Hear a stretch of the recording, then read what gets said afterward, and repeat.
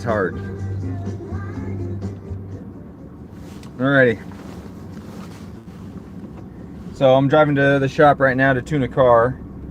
It'll be my last car that I tune for a few weeks. I hurt myself a while ago, and then it got worse very recently, to the point now where my left arm does not work very well. So I have to go have surgery next week to repair the tendon on my left bicep. So there we go. Left the Wi-Fi range, and it's just a mobile and dropped the signal. Anyways, so I won't be tuning cars for a few weeks. I got one today. The guy drove over from the West Coast, Seattle area, or Everett, I think. And I'm gonna tune his car, and then it's surgery the week after that.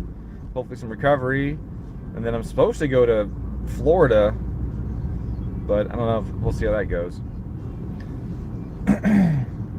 I do want to talk a little bit about expectations. Had a customer with a Toyota with a standalone, and he emailed me because he wanted the car to be safer in power, but he didn't really mention much about the drivability. And when we got it, turns out it didn't drive that great, and he had thought that that's just kind of what happens when you modify a car, and to some degree that can be true, you know, but it doesn't have to be if you choose the right components. And I guess that's really the big thing I want to stress, is choosing the right components, and the right tuner and all of that is very crucial if you want your car to run well. Like, your car doesn't have to run like butt cheese just because you modified a few things. And I don't want people or my customers to compromise, you know, when they're only adding 100 or something horsepower. And I think that's something a lot of people don't realize. They think, oh, well, it's modified. You know, like a lot of V8 guys have big cams and it dies all the time, and they're like, well, you know, it dies because it's got a big cam in it. I'm like, well, no, it dies because the tune isn't appropriate for that big cam. But you can absolutely tune a V8, you know, with a huge cam to idle well. Like, it's not that difficult to do if you just know a few things, or if you understand more of what's happening with the big cam. You know, it isn't all just about overlap, right? There's a lot of things that happen. You know, the intake valve is closing when the piston is, you know, a third of the way up the cylinder again, and that's going to reduce how much air and fuel is in that cylinder. I should have went. That guy was going really slow. And reduce engine torque at idle. Whereas a small cam, the intake valve closes closer to the bottom dead center, and so you get more air and fuel in there, so you have more torque at idle. If you understand that the torque production is just less, then you can figure out what you have to do to bring the torque production up, make the car idle well, right? So, anyways, he got to the car. I sent him a base map. Actually, he didn't bring the car yet. He sent me his map that was on it, and I was like, eesh, this is scary. So I sent him a map that I made. This is on a standalone, and he got the car, and he's like, wow, it started immediately. I'm like, well, yeah, I mean, it's supposed to do that, right? And then he drove me, and he's like, wow, it's really smooth. I'm like, yeah, well, it's supposed to be that way. And just because it's modified a bunch doesn't mean it should drive like absolute ass.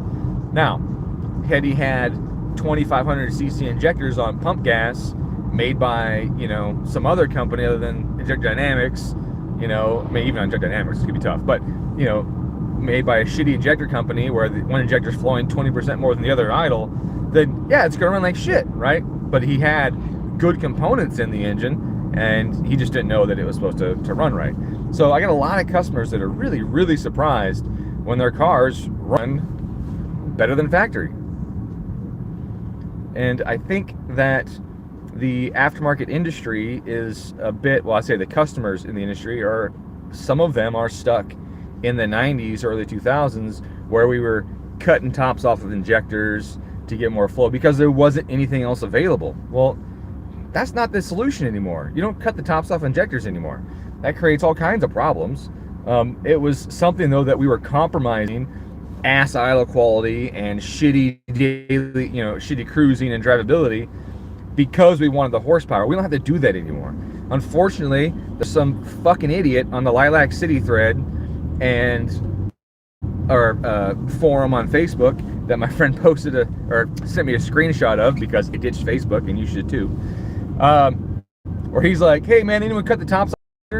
I'm like, "Oh God, like bro, like it's not 2006 anymore. Like we have options. We have way better options, reliable options, consistent options, things out there." And then his next post is, "Hey man, Cobb's a fucking ripoff.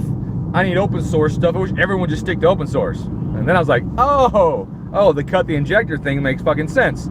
You're a fucking idiot, or you're a broke ass. That's one or the other. Like either the dude doesn't know that it's any better, or the guy is just such a cheap fuck that he can't understand that buying the right components is important, and that Cobb isn't a ripoff, because Cobb ain't a fucking ripoff. Cobb's the best engine solution using the factory ECU available for a Subaru, hands fucking down. I mean, the list of benefits over open source is very long, and I'll say just a few of them really quick. One of them is safety. You fail a flash open source, you're bricking that ECU.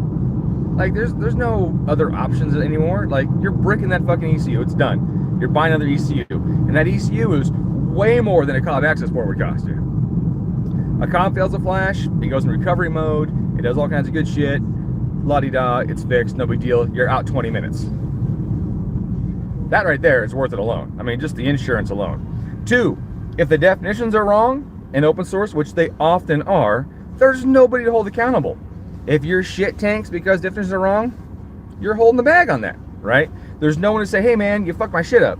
Whereas with Cobb, there's a company that goes through and verifies that the definitions are correct to the utmost precision, because there is liability there. So you get insurance in that. You know that the product is going to freaking work. You know that the programming on the ECU is done correctly. The definitions aren't messed up. That you grab a fuel map, change that, and you're actually adding 7 degrees of timing. Like that would be bad. But that doesn't happen with Cobb. It can happen with open source, especially if you try somebody else's made up definitions in their house, experimental shit. They're like, "Yeah, I think this works." Right? Like there's a huge risk there. 3, speed density in Cobb is infinitely freaking better. Flex fuel with Cobb is infinitely better. You have blending maps where you can blend or set a ratio of how much pump versus ethanol programming you want in the car. Some things are linear. Injector scaling with ethanol concentration is linear. That's the truth.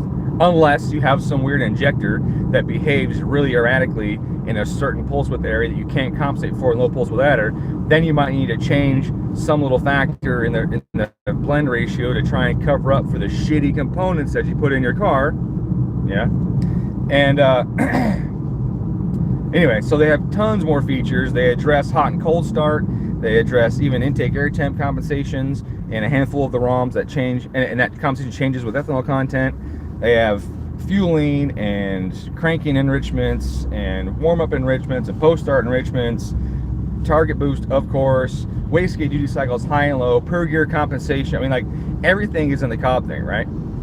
And they have real-time tuning, so that the tuner, this guy, can spend less time making small adjustments to your MAF calibration or your injector calibration or your tip-in enrichment or whatever I need to do. I can do more of that stuff in real time. Saves you money because the tune takes less time and it's cheaper, and it saves you money because you take less time off work if you had to take time for it to get your car tuned. And it saves me an aneurysm dealing with your busted ass shit. Cobb has other stuff with their custom features. They have the fuel pressure compensation, which I think is an engine saver, and I tell everyone you got to get it, right? If I have a fuel pump, and this happens a lot on GRs actually, you got to really be careful with GRs. Intake pumps, when the fuel heats up, frequently cavitate. The fuel temperature maybe gets like 120 degrees or something, and then the fuel will start to vaporize at the low pressure at the inlet of the pump. The pump is sucking fuel, right? There's a lower pressure at the inlet of the pump. So if I look at any vaporization curve, I got temperature and I got pressure. And at some point, when the pressure drops, which is at all points, the vaporization of fuel is more likely. So the temperature at which it would vaporize drops. So if I have high pressure, then I can have high temperature before it vaporizes, just like water or fuel or anything. If I have a low pressure, then I have a low temperature and it vaporizes. So if I have high temperature and I have low pressure, guess what? I'm getting fuel vapor. And my fuel pressure is going to drop like a rock, because that fuel pump now is no longer taking liquid fuel and pushing it into a fuel line. It's taking vapor, and vapor squishes, and therefore your pressure goes down and your volume goes down, or your mass of fuel goes down, I should say. So anyways, in a GR, this is a common problem. A lot of guys think their fuel pump went bad. During a dyno tune, this will start to occur. Fuel pressure starts dropping. They're like, oh shit, my DW fuel pump is a piece of shit. It went out. They turn the car off. They change the fuel pump. They turn the car back on. Fuel pressure's back. Holy shit, it was a bad pump. No, it was high fuel temp. The early GRs had a fuel temp sensor in the tank that you could watch, and you could see right about 120 Fahrenheit, this problem started to happen more and more. Fuel would start to taper off. You start to get these lean trends at the end of a pull. And over like 125 happened mid-pull. 128 happened early in the pull. But later GRs, they got rid of the fuel temp sensor, so you don't know that that's what's going on. You just think the fuel pump went bad. So what Cobb did is they said, hey, fuel pressure is an issue. Fuel pressure is a concern. The ECU from the factory, the Subaru EJ series, FA does monitor fuel pressure, but EJ does not. Does not monitor fuel pressure. It does not adjust injector flow based on fuel pressure. It doesn't do anything. A lot of other cars out there have an engine management system that monitors fuel pressure and adjusts for fuel flow based on that pressure. The EJ does not.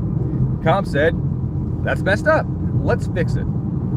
So they created their fuel pressure compensation kit, and they added code to the factory ROM because there was room in it, but they had to do some juggling because they still had speed density and flex fuel and all that other stuff in there. So they did a really good job getting rid of some extraneous stuff that didn't be there, redirecting some code, some logic, and then adding this fuel pressure compensation. So now, if you're doing a pull and the fuel pressure starts to drop, it sees that. It says, hey, these injectors are now flowing less fuel. It will fire the injector for a longer period of time in hopes that it can put fuel on the engine. Now, sometimes a larger pulse width means that fuel pressure drops even more.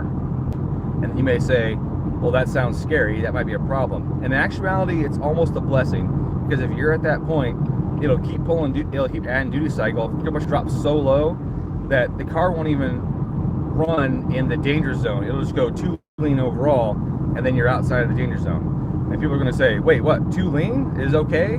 The answer is yes. There's a point at which you get so lean, EGTs drop drastically, and the amount of energy in the cylinder goes to a very low amount.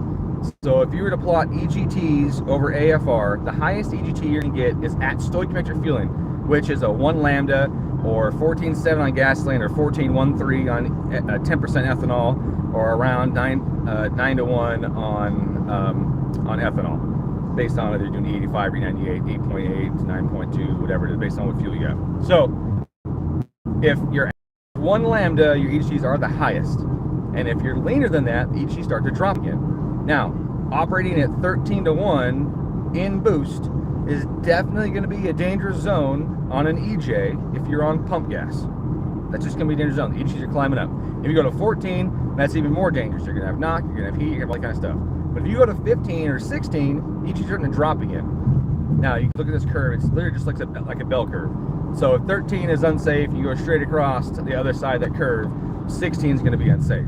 But 18, you're probably not even hurting anything anymore. EGTs are dropping, there's not enough fuel in there, and it's an EJ, so it's probably going to misfire.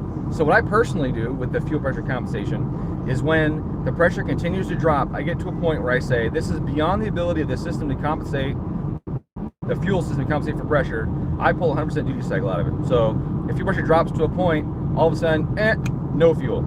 Then it feels like a fuel cut. And that is infinitely safer, because you can pump all the air you want in the engine. If there's no fuel in it, there's no damage. So the fuel pressure compensation is a huge engine saver for people. It's just for everyone. It's a great system. That's not there on open source. So this moron who wants to decap his injectors, wants everyone to run open source, is either just dumb, or he doesn't know, he's ignorant, or he's cheap. I don't know which one it is, but when you see 3 threads in a row where all 3 of them are like, decap my injectors, I need help tuning for cheap, Cobb's a fucking ripoff, you're like, I bet he's 19. Maybe that's what it is. I don't know. Not to be an ageist or anything like that, but who knows. So, anyways, does you have any questions? Let's start with that. You got any questions? I'm happy to answer some questions right now. Yeah, right, okay. Well, I'm glad. I was thinking maybe 20. I mean, if he's in his late 20s, then there's a problem. Like his parents didn't beat him enough when he was a kid or something. I don't know. Oh, I got one for you. This is a good story. Here's a story time. 2 years ago, I got an email from a guy. He's like, yo, when can you tune my car next week? And I was like, I can't. I'm not available. Now, I said I'm not available because I probably wasn't available, but also because I don't want to be fucking available. If you send me an email that says, yo, when can you tune my car? And that's like the whole message, then I probably don't want you as a customer, because I'm guessing you're kind of a dick, right? And turns out I was correct. This guy's a dick. So I just said, I'm not available, sorry. And he said, hey, okay, well, when are you available? I said, all right, so now the conversation's going somewhere. All right, maybe this works out. And I said, well, I don't know what kind of car you have or what mods you have, so I honestly don't know if I'd even tune it anyway. So could you please tell me about the car? And then the guy was clearly irritated. What do you mean you won't tune my car? And I'm like, well, it depends on what you have. So he proceeds to tell me that his last shop, and he makes fun of their name. He puts part of it in air quotes and all kinds of shit. Or quotations, not air quotes, because email, and quotations. And he says they blew his turbo. They blew his turbo? How the fuck do you do that? Right? Like, I mean, you could bring me your car and I could try to blow your turbo, and chances are it would not happen. So I don't know how this other shop blew his turbo. But it was a new turbo, only had 2,500 miles on it because the last one failed. And clearly it's the shop's problem. They blew his brand new turbo. And I was like, what? That doesn't make any sense. And he says, yeah, so they're giving me a new engine too. And I'm like, whoa. So like, your car blew your turbo, bro. Like, these people didn't blow your turbo. That shop did not blow your turbo. Your car blew your turbo. Just like it blew your last turbo, and you didn't fix the fucking problem. Oh, no. It was all brand new. I was like, well, what kind of car you got? He's like an 05 Legacy GT, automatic. And I'm like, oh, it was definitely your car that blew the turbo. For one, Legacy turbos for fucking lunch, right? That's like an ongoing meal for them. And there's a good reason behind that. One is that many Legacies, especially the automatics, are not owned by car enthusiasts. They're just not. They're owned by people that forget to do oil changes on time. Don't ever let the car warm up. And then to top it off, the Legacy had a tiny little TD04 turbo on it, and later, a couple years later, like I think 07 or 8, they went to a VF something that was also teeny tiny. Their twin arc turbo, what the hell they call it. And so this tiny little turbo on a 2.5 liter was always just humming, spinning really quickly.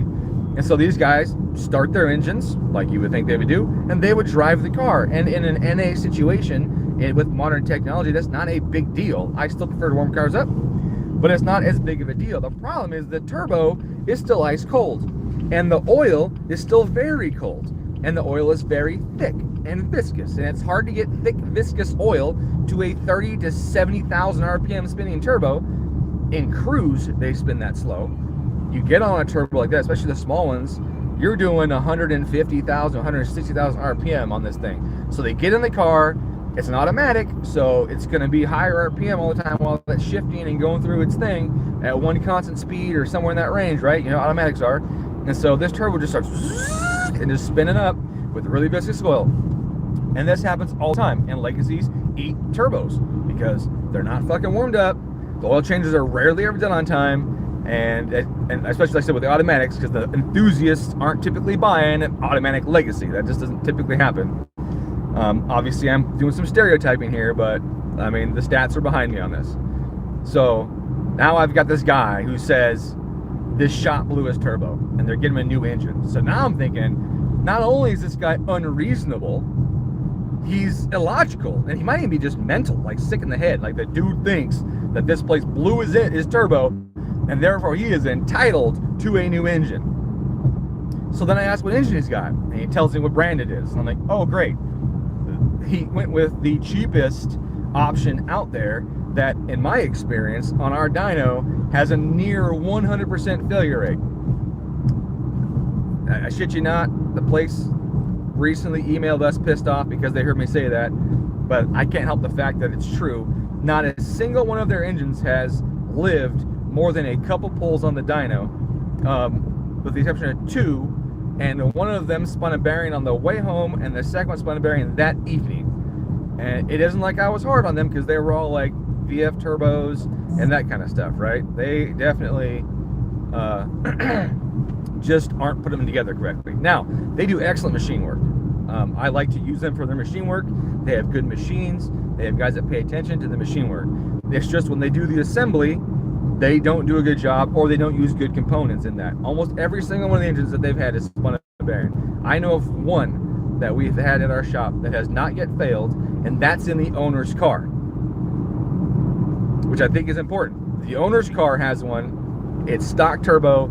It's stage 1.5-ish.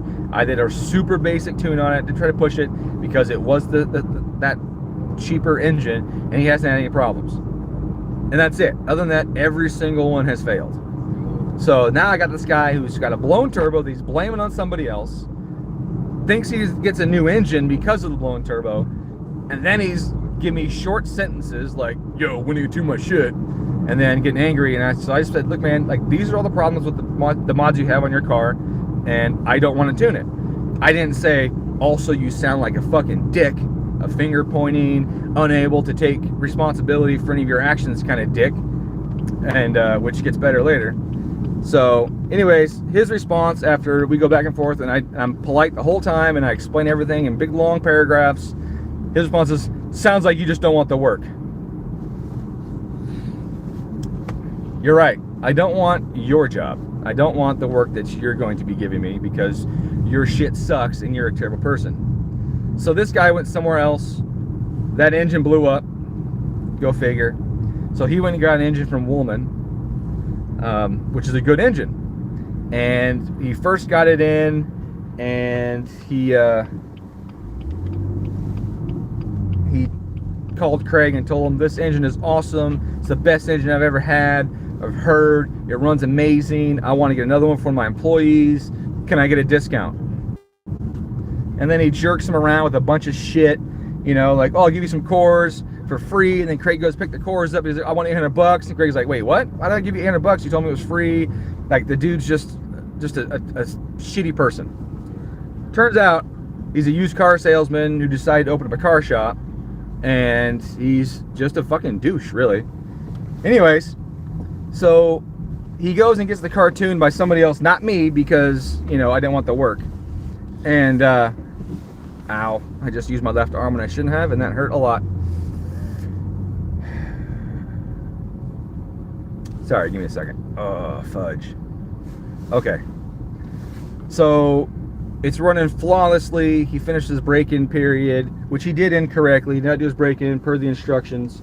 His answer when he was asked how he broke it in was like, I just fucking drove it around, man. You know, just drove it around.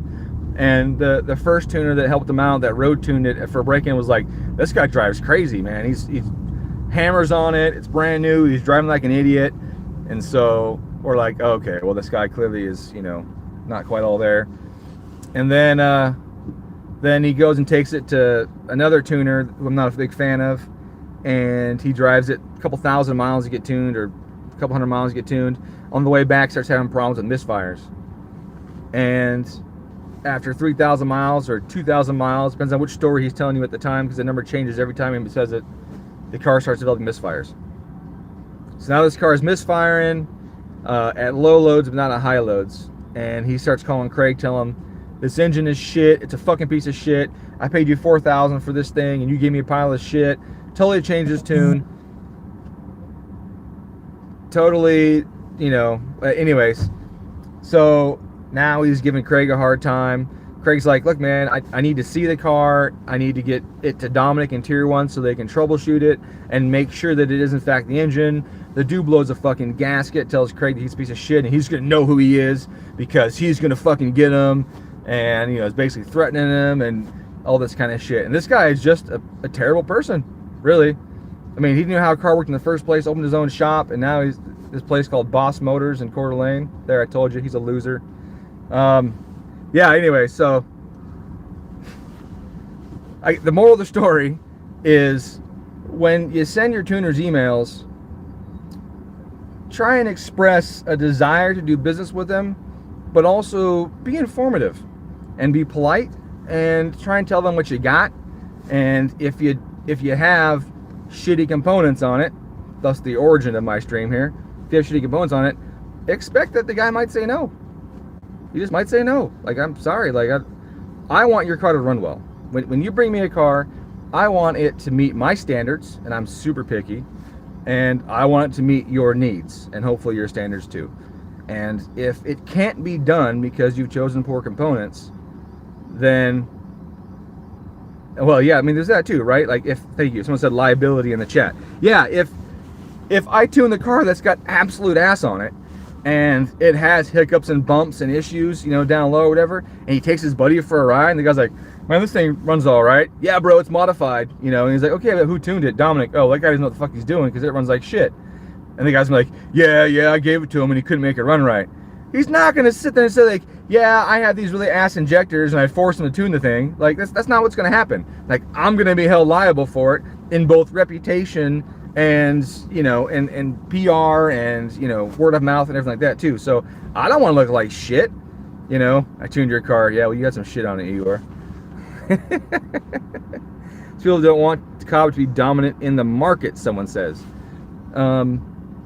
Why not? They provide the best option out there. Like, if you're going to be the best, why not be dominant? Injector Dynamics dominates the injector market. Are there other companies? Yes. Nobody else makes injector that compares Injector Dynamics. Some guys go, FICs, yeah, they're all right.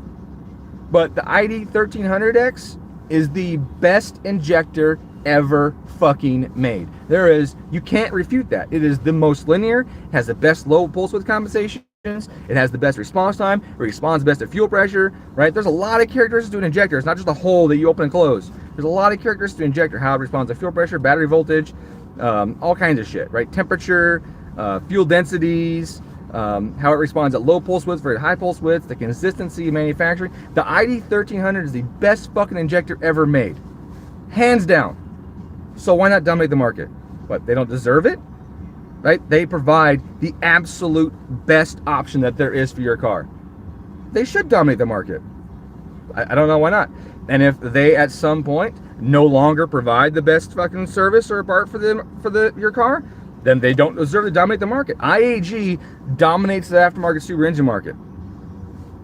They have cars that do 1,000 plus wheel horsepower and are in the 8 to 9 seconds of the quarter mile. There aren't a whole lot of shops doing that. Maybe they deserve to dominate the market. Some people might not like that.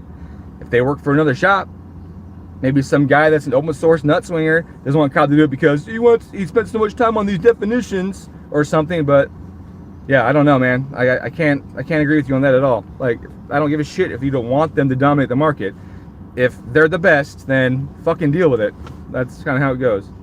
Cobb's are ID injectors. Sure, yeah, we're talking Cobb tuning as far as their access ports and stuff. But yes, Cobb does use ID injector, and they get the even higher tier of the ID injector that are within, I think it's 2% fueling in the low pulse regions, where the shelf ones are 3% fueling in low pulse regions. So if you buy IDs with the ID name on it and that's it, then you get 3%. If you buy the Cobbs, you get 2%. It's something like that. It might be 2.5 to 2, but it's like 1%, 0.5% difference. So they're an improved version of the IDs, just more accurately matched. And then those are the Cobbs. See, where'd my chat go? What else we got? If you do good work, everyone wants you, and there'll always be some ass that wants to see them fail because they want to see the world burn. Yes, absolutely, man, all the time. You know, if Cobb bought the IDs from ID, oh, so that's the answer to somebody else. Yeah, Cobb's are IDs. The 1700X, I mean, it's the best 1700cc injector around. It has good characteristics. It's really, I mean, okay. It says on ID's website, this injector is not made to idle stoichiometric fueling at idle. That means 14.7 and 1 lambda, you know, or 14.13 on E10, right? Like I said before. So on gasoline, E10 and less, they're not made to idle at stoichiometric. And that's because the injector is just too fucking big. What you're doing when you put a huge injector on a car, and if you try and run it at stoichiometric fueling, right, the injector operates at a very, very, very low pulse width. So picture this faucet, right, or a fire hydrant, okay? And I put my wrench on that fire hydrant, and I open it and I close it, right? I get a lot of goddamn water out of that hydrant. Compare that to my faucet. I open it, I close it, I get a little bit of water out of the faucet. Now, if I want 1 gallon of water, I take that fire hydrant, I'm like, whoosh, and close it, right? That's a gallon.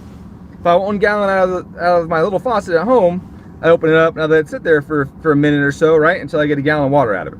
Okay, so that's small injector, large injector. Now, what if I only need a cup of water? How long am I going to open that fire hydrant if I need 1 cup of water? Not very long at all. In fact, I'm probably not even going to get that fire hydrant fully open before I need to start shutting that again, right? Because it takes time to open the hydrant and it takes time to shut the hydrant. A fuel injector is the same way.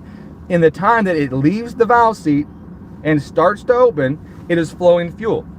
And it's a 1700cc injector, so it's flowing a lot of fuel. And in idle, you don't even have enough time to open the injector all the way and then ask it to shut again.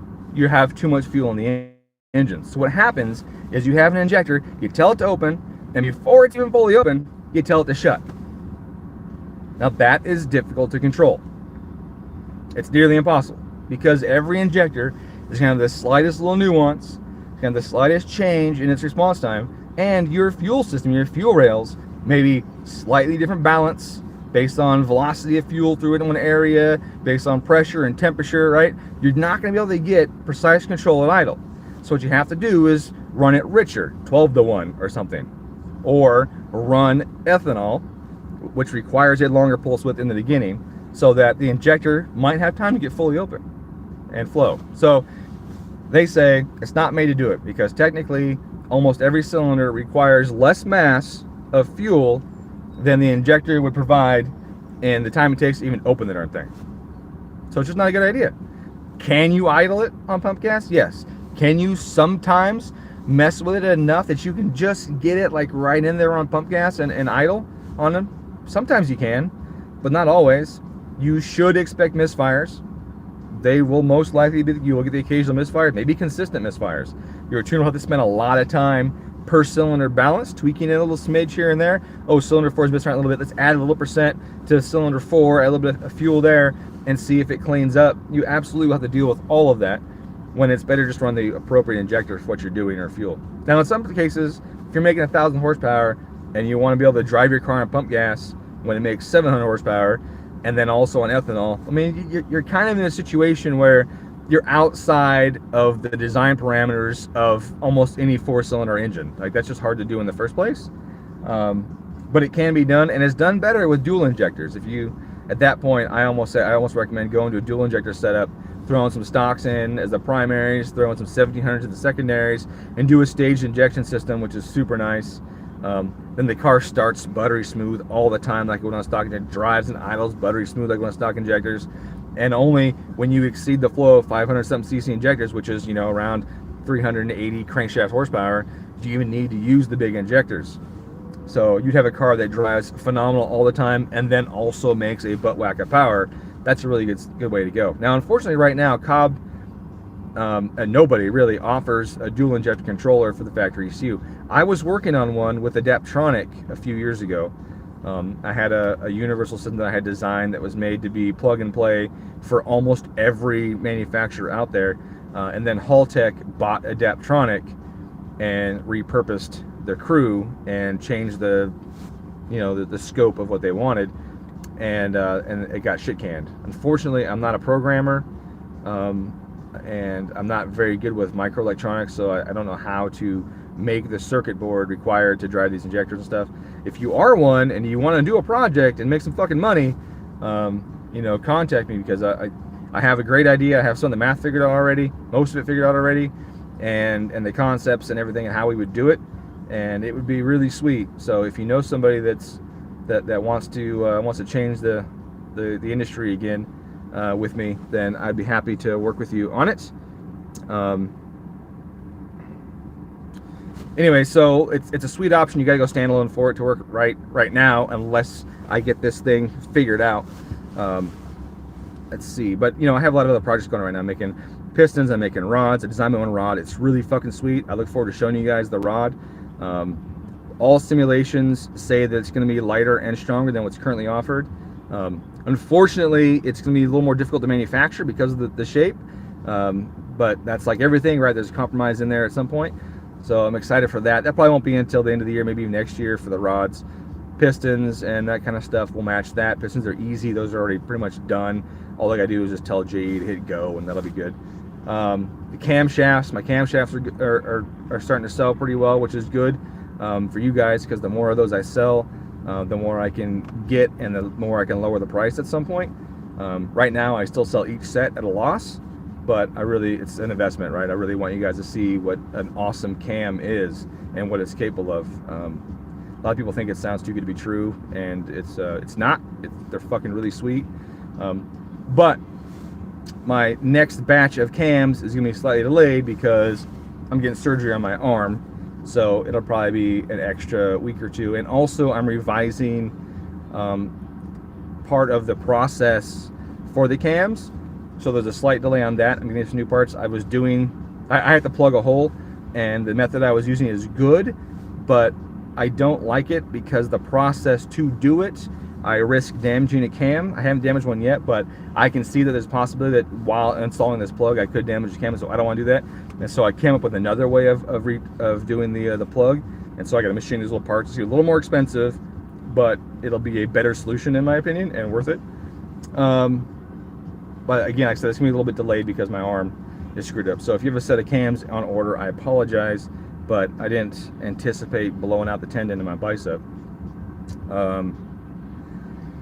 And then, what else do I got going on? Pistons, rods, cams, my oil filter setup and modular oil system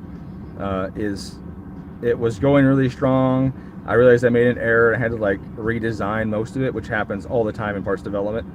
And I got quotes from the foundry already and a lot of stuff like that. So it's not quite there. That'll probably be fall as well, but that's really cool. It's a modular oil pressure regulator, should you choose to use it. Also oil thermostat and oil filter setup that you can stack oil filters in parallel and have this whole modular system. You can have 5 oil filters in parallel if you want, and it uses BMW cartridge filters with the drain on the bottom, so you could open the top and not spill oil everywhere. There's a little drain on the bottom. You hook to a pan, you open the top, the oil drains out, you pull the filter out, you don't spill any oil. It's super cool. And with multiple filters in parallel, when you have big oil pumps and high RPM, then you'll have less pressure drop across the filter and better filtration. So it's a pretty sweet setup. And then with the thermostat being modular with it, you just bolt it right on the side, take a plug out, bolt on the side, then you got oil thermostat, attach your cooler to it, your external cooler somewhere, and then you have the regulator too. You can plug the regulator in the factory oil pump, and then mount my regulator in there, and it will regulate oil pressure after the filter, which I think is super important. So it monitors pressure after the filter, so that if you have a DP across your filter, it's not affecting the engine. So that's really, really sweet. Hey, I appreciate you guys and your kind words. Yeah, I mean, I'll have some time. I'll have some time, and I'll definitely be on painkillers for the first couple of days. I don't like using painkillers. I'm trying just to deal with it. I don't like putting a bunch of chemicals in my body that aren't natural. So I'm guessing probably day 2 and day 3 will be the worst after the surgery, and those are the days I'll probably have to do some painkiller action. But after that, I'm just gonna fucking deal with it. I think that's it. I'm here at the shop now. The guy's unloading his car off the trailer. I drove the BMW today. It was actually cool because I just rubber band my phone to the screen.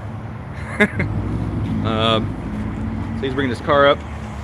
So I got to get ready for this tune. I got to move these cars, and I got to poop, and everybody poops, so deal with it. Thank you for sticking around again. Hey, dude. If you guys have any questions, feel free to email me or put it in the chat. The remarks, I'll try and answer them as best I can. If you want to just give me the bird, then give me the bird. That's cool too. Love you. And I appreciate you hanging around. Again, you can always email me, Dominic@GetaDomTune.com. I'll do my best to answer your questions and help you out. But I hope you understand that someone just texted me, don't hurt your arm pooping. Well, luckily, it's my left arm that's hurt, and it's my right hand that I wipe with, so I'm good there. I'm not told I need to use the handrail to boost myself out. My legs aren't shaking yet. I'm not some old man, to break a hip, wipe my ass, but... Anyways, all right, guys. Well, thank you very much, and have a good day. Maybe I'll stream some if this tune turns out to be impressive or something. It doesn't have a bumper, and it's got really wide tires, so maybe it'll be fun. Hey, man, you too. Thanks very much. And I'll see you guys around. I don't know how to stop this stuff. Don't I hit the button here? Yeah, there it is.